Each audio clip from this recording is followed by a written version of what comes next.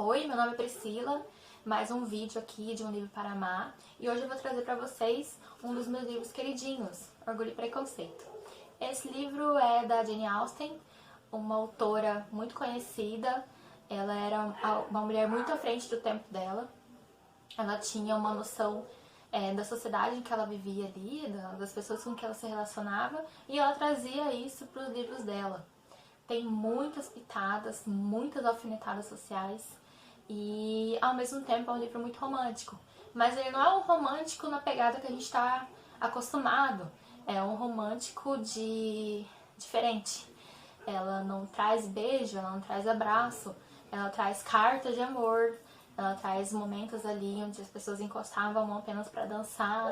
Era muito de conversar um com o outro, de trocar uma ideia, e ainda assim era muito restrito para aquela época. E ainda assim é um livro muito romântico. Então hoje eu vou falar um pouquinho pra vocês de Orgulho e Preconceito.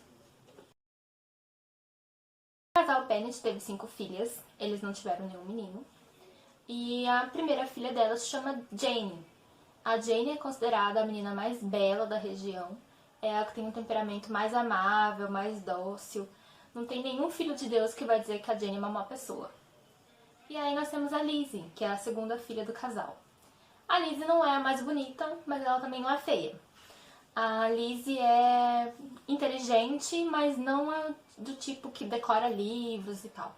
Não, ela tem um olhar um pouquinho mais aguçado, ela tem uma mente um pouquinho mais curiosa, então, e ela analisa muitas pessoas, ela é muito observadora. Então o traço de inteligência dela é em cima disso, da perspicácia dela. E aí depois nós temos a Mary, que é a filha do meio, né? 5 filhas. Ela não é bonita, pelo menos ela não é tão bonita quanto as duas irmãs mais velhas, nem como as caçulas, mas é a que mais tenta agradar a sociedade. Ela é a que mais estuda para mostrar que ela é inteligente, é a que mais ensaia para cantar, tocar. Ela não é boa em nenhuma dessas coisas, mas pelo menos ela se esforça. Então nós temos a Kitty e a Lydia, são as duas mais novas. São as que menos tiveram o temperamento delas corrigido pelos pais. E aí as irmãs mais velhas tentam corrigir ela o tempo todo. Ah, não faça isso, ah, não faça aquilo. Mas como o pai e a mãe, que na verdade deveriam ter o dever de educar, não freiam as meninas, elas pouco se importam com as irmãs mais velhas. Elas são as mais namoradeiras. Não namoradeiras no nosso termo hoje não, tá? Elas conversavam muito com os rapazes da região, dançavam, ficavam de cartinha. Isso não era muito comum e também não era bem visto. Mas elas faziam mesmo assim. E ainda por cima com a aval da mãe, porque a mãe era muito parecida com as meninas. Então ela não julgava as meninas por isso. Esse livro foi escrito, a Jane Austen ela tentou se basear em todos os costumes da região dela e da sociedade que ela vivia naquele momento. O que acontece? Nessa época não era comum, na verdade isso não acontecia, não era direito garantido das mulheres, de receber herança dos pais. Então o Sr. Bennet teve 5 meninas. A herança dele, a propriedade de Longbourn, ela não iria para as meninas, ela iria para o parente mais próximo, homem, que no caso é o Sr. Collins.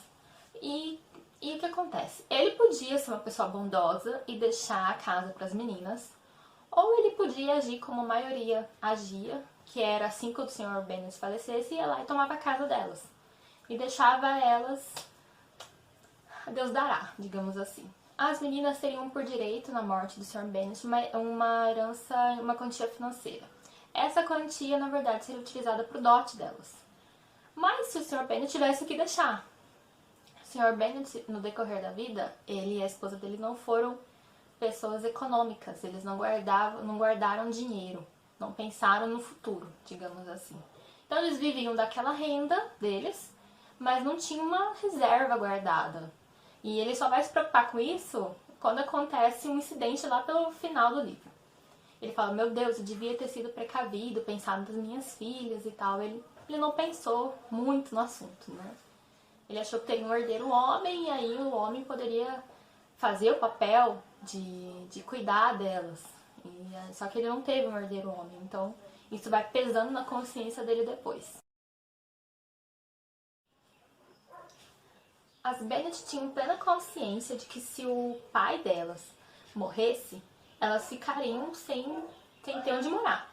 Poderia ali receber uma quantia financeira e tal, mas não seria o suficiente, por exemplo, para manter as 5 meninas. Então a senhora Bennet, a mãe das meninas, pensa que o melhor que ela podia fazer pelas filhas dela era casar elas. E não interessava muito bem com quem elas iriam se casar, desde que tivesse uma situação financeira vantajosa, ou pelo menos ali perto do que elas tinham, entendeu? E ela faz isso de uma forma não muito inteligente. Digamos que assim, ela tinha um plano bom, era para um bem, né, pelas filhas dela, mas ela não agiu certo, melhor dizendo. Ela mais atrapalhou do que ajudou as meninas. A sociedade nessa época, ela exigia muito do sexo feminino. Elas, para ser uma mulher desejada para casamento, ela tinha que ser prendada, ela tinha que entender de música, de canto, dança, de saber tocar algum instrumento, saber costurar, bordar, tinha que ter conhecimento em pintura, saber pintar também, tinha que ter conhecimento em economia doméstica, em línguas modernas. E era desejável que tivesse alguma leitura no currículo delas, né? Que elas seriam apresentadas para a sociedade como mulheres casadas. Então era interessante elas não serem, além de todo esse leque de coisas, elas tinham que ter essa capacidade de manter uma conversa, né? Não só com o marido delas, mas com a sociedade, enfim. Em contrapartida, às ideias da mãe de casar as meninas antes do Sr. Bennet morrer, a Lizzie vira e fala: então, eu só vou me casar se for por amor. Só que essa ideia romântica do casamento, isso veio com modernidade, isso não acontecia naquela época. Então a Lizzie falar que vai se casar por amor era algo mal visto, era algo egoísta da parte dela. Porque veja bem, se ela se casasse primeiro, ou se casasse e as irmãs dela não se casassem, ela forneceria o abrigo para as irmãs dela, entendeu? E poderia também introduzir elas a uma sociedade que iria escolher o casamento para as meninas. Então ela não se casar, quer dizer, a menos que seja por amor, era algo totalmente fora do esperado para aquela sociedade. E isso, né, como se isso não bastasse, né, aparece 3 boys na vida dela. O primeiro boy, ele praticamente seria ali a salvação das meninas, porque se ela se casasse com ele, o abrigo estava garantido. Ele não era rico, mas ele vivia bem com o que ele tinha. Digamos que ficaria ali no mesmo patamar da vida que ela já tinha, entendeu? Então não ia somar, mas também não ia diminuir, digamos assim. Só que ele não era o perfil, digamos, que a Lizzie pensava que tinha que ser o marido dela. Ele não tinha uma personalidade nem um pouco parecida com a dela. E isso pra ela poderia ser uma felicidade no casamento. Então ela fala: você não. E aí chega o segundo boy. O segundo boy era exatamente aquilo que um boy era esperado que fosse. Ele era gentil, ele era amoroso, ele era muito educado, todo mundo ao redor dele gostava dele. Era o tipo de pessoa que chegava e tinha aquela presença, né? Só que ele não tinha dinheiro. Quer dizer, não tinha dinheiro para sustentar uma família, porque ele se sustentava, digamos assim. Só que pra Lizzie, além do amor, ela também não podia casar por imprudência. E o casamento com esse boy seria imprudente. Ela imagina o seguinte: eu não posso trabalhar, ele vai trabalhar. Ele não vai ter dinheiro suficiente para manter o tipo de conforto que eu quero. E ele também não vai se sentir confortável nessa posição. Logo, infelicidade, entendeu? E ela fala: melhor não. E ele ainda era um crush, ele não era alguém que ela estava apaixonada. Então ela prefere romper ali os laços de um futuro amor logo no início. Então, e aí chegamos ao terceiro boy. O terceiro boy é financeiramente ok, socialmente falando ok 2 vezes, que ele tinha uma família rica e tinha, vou dizer, títulos, né? Então ele era desejável de todas as formas. Só que ela não gostava dele. E ela não queria se casar apenas por dinheiro. Então ela fala: eu não gosto de você, não gosto do jeito que você trata as pessoas, e eu não te quero. Então ela também rejeita a terceira opção, digamos assim. Jane Austen, ela traz muito daquilo que ela observava na sociedade com que ela conviveu para os livros. Ela era muito observadora, assim como a Lizzie. E a Lizzie, ela viaja muito, ela conhece alguns lugares, ela conhece algumas famílias, e ela tem acesso, e ela convive com famílias que são financeiramente mais desenvolvidas, né? Tem um recurso aí melhor, e também tem uma posição social diferente da dela. Eles são rígidos, né, também, com relação a não conviver com pessoas que não estão na mesma posição que eles, mas, no entanto, eles convivem com a Lizzie. E eles demonstram o tempo todo um certo desprezo por quem não está no mesmo nível que eles. E a Lizzie sente na pele isso. Tem um momento que ela descreve no livro que a pessoa gostava de ter pessoas ali que não estavam no mesmo nível que ela só para se sentir superior.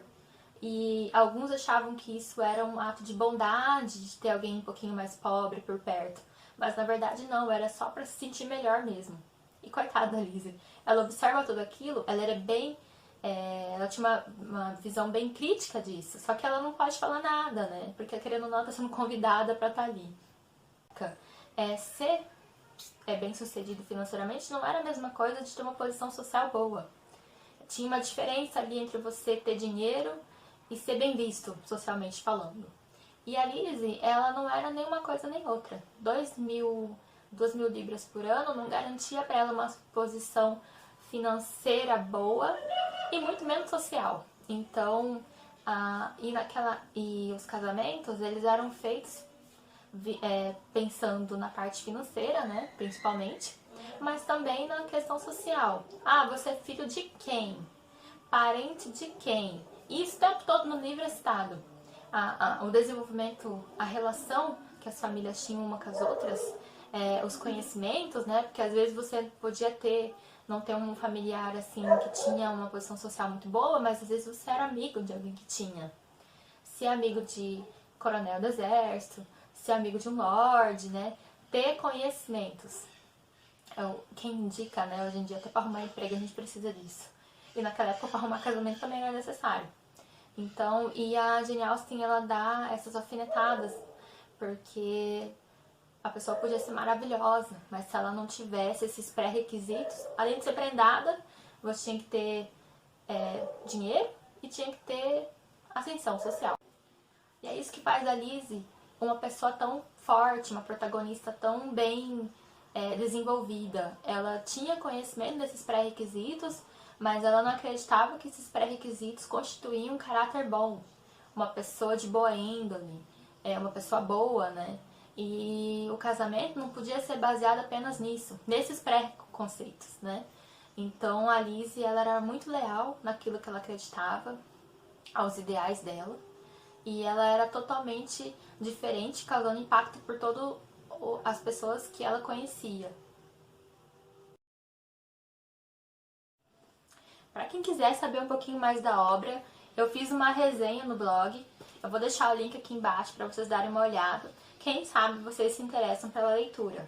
Quem tá um pouquinho com medo de conhecer a obra, porque é um livro antigo, né? Ele não tá escrito da forma da linguagem moderna, mas ele flui bem. É o início um pouquinho que causa algum estranhamento, mas logo passa. Mas se você não quiser começar pelo livro, eu indico assistir o filme. Ou assistir a série, que acho super válido também. Eu comecei pelo filme, depois fui pro livro, eu fiquei encantada do mesmo jeito. Então é isso. Eu super indico a obra da Jane Austen para quem tiver a oportunidade de ler. A Lizzie, ela é uma personagem muito forte, muito cativante, muito fiel aos ideais dela. Ela pode ter escorregado ali em alguns momentos, ter errado, ter se enganado e tal, mas não desmerece o caráter observador e a genialidade dela. Ela era uma alguém muito inteligente e durante o livro a gente vê cada vez mais o quanto ela é desenvolvida. E a Jane Austen, ela criou essa obra-prima numa época que, eu não sei como, mano, com 17 anos ela tinha começado a escrever. E ela desenvolve isso com tanta perfeição que logo dá a entender que ela estudou literatura a vida toda. Não, ela não estudou literatura. Mas a Jane, ela era extraordinária, entendeu? Então eu indico muito as obras dela. Gosto muito de Orgulho e Preconceito, é o meu queridinho. Mas quem puder, leia também Razão e Sensibilidade, que também tá recheado de alfinetadas sociais. São um dos meus favoritos. Então é isso, o vídeo vai ficando por aqui. A gente ainda tá de quarentena, então o melhor que a gente pode fazer é ficar em casa. Então vamos ficar em casa. Cuida de você, da sua saúde, da sua família, das pessoas que você ama. Vamos contribuir para o isolamento social, que uma hora dessa a gente vai sair da quarentena. Até mais, tchau!